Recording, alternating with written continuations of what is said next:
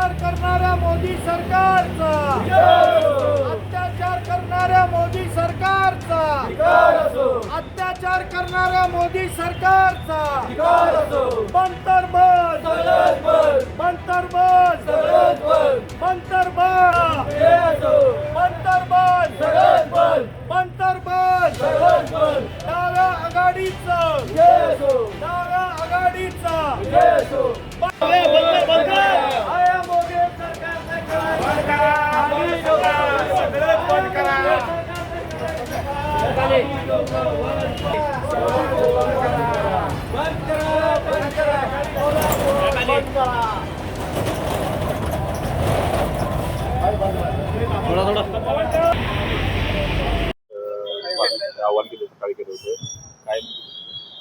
आपण बघत आहोत की भारतीय संविधानाची कशी धज्जी उडवली जात आहे। विद्यार्थी त्यांच्या ज्या पेपर लीकच्या प्रश्नासंदर्भात जंतर मंतर येथे आंदोलनाला बसलेले होते, तसेच ज्येष्ठ पर्यावरणवादी सोनम वांगचुक हे आमरण उपोषणाला बसलेले होते।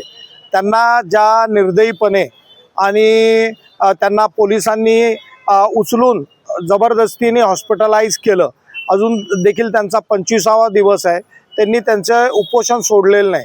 त्यानंतर जो संसदेवरती मोर्चा विद्यार्थ्यांनी काढलेला होता, वास्तविक 22 दिवस उपोषण झाल्यानंतर त्या ठिकाणी कोणतरी चर्चा करायला येणं अपेक्षित होतं, पण मोदी सरकारपैकी कोणच आलं नाही। आणि आम्हाला या ठिकाणी सांगायचं की त्या संसदेत जात असताना मोर्चावरती अमानुष लाठीमार या मोदी सरकारच्या पोलिसांनी, अमित शहाच्या पोलिसांनी त्या ठिकाणी त्या विद्यार्थ्यांवरती, महिलांवरती रेप अटेम्प्ट केले गेले, असं सेक्शुअल हॅरेसमेंट केली गेली असं त्या ठिकाणच्या महिला सांगतात। छोट्या छोट्या मुलांवरती, मुलींवरती देखील अत्याचार करण्यात आले। त्याच्यामुळं त्याच्या निषेधार्ह आम्हाला या ठिकाणी सांगायचं परत एकदा की भगतसिंगांनी संसदेमध्ये बॉम्ब टाकला होता आणि तो बॉम्ब हा कमी आवाजाच्या तीव्रतेचा बहिऱ्यांना ऐकू जावं याच्यासाठी टाकलेला होता। त्याचाच अर्थ काय आहे की इंग्रजांच्या राजवटीत देखील संसदेत जाण्यास मज्जाव नव्हता।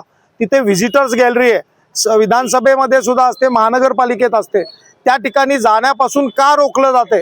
जर काही त्या ठिकाणी बोलायला कोणतरी आले असते आणि त्या संदर्भात त्याच दिवशी नड्डा जे आहेत त्यांनी 5 तास त्यांचे शिष्टमंडळाचे 2 विद्यार्थी गेले असताना त्यांना थांबवून ठेवलं। या सर्व घटनेच्या निषेधार्ह आम्ही महाराष्ट्र बंद डाव्या आघाडीने पुकारलेला आहे। त्यासाठी आम्ही सर्व आमच्या ज्या जनसंघटना आहेत त्यांना बंद केलेला आहे। त्याचं बंदचं आव्हान कोल्हापुरामध्ये आमच्या ज्या जनसंघटना आहेत, म्हणजे वाहतूकदारांच्या संघटना आहेत, फेरीवाल्यांच्या संघटना आहेत, त्या आमच्या पूर्णपणे सर्व संघटना, अंगणवाडी कर्मचारी संघटना आहे, या सर्व इंजिनिअरिंग असोसिएशनची संघटना आहे, ग्रामपंचायत संघटना आहेत, या सर्व संघटनाचा बंद असणार आहे। रिक्षा, टॅक्सी, टेम्पो, बस हे सगळं बंद असणार आहे। KMTला देखील सांगितलेलं आहे, KMTने देखील मान्य केलेलं आहे की आम्ही त्या ठिकाणी बंदमध्ये सहभागी होतो। आमचं म्हणणं असं आहे की हा अत्याचार बघून जर काही कोणाचं मन द्रवलं नसेल तर मग मात्र खूप चिंता करण्याची गोष्ट आहे। त्यांच्या संवेदना बोथट झाल्यात, ज्यांच्या संवेदना बोथट झालेल्या नाहीत त्यांनी त्या सर्वांनी या बंदमध्ये सामील व्हावं असं या ठिकाणी आम्ही आवाहन करतो।